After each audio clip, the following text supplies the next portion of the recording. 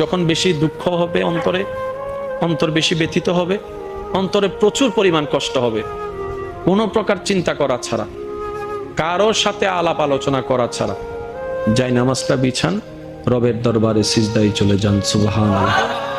চোখটা বন্ধ করেন, চোখের পানি ছাড়তে থাকেন, মন হালকা হতে থাকবে, সিজদায় রবকে বলতে থাকেন, যা বলার বলতে থাকেন, যেভাবে বলার বলতে থাকেন।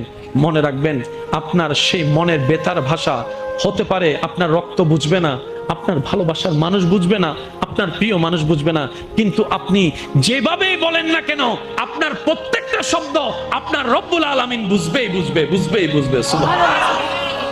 আপনি যখন ওনাকে দুঃখের কথা বলবেন, উনি আপনার দুঃখটাকে হালকা করে দিবে, সেই দুঃখের খবর প্রকাশ করে আপনাকে কখনো বেইজ্জত করবে না। আর আপনি যখন সুখের খবর পেয়ে রবের দরবারে সিজদায় চলে যাবেন, তখন আল্লাহ তাআলা খুশি হয়ে আপনার সুখটাকে আরো বাড়ায় দিবে। লা ইন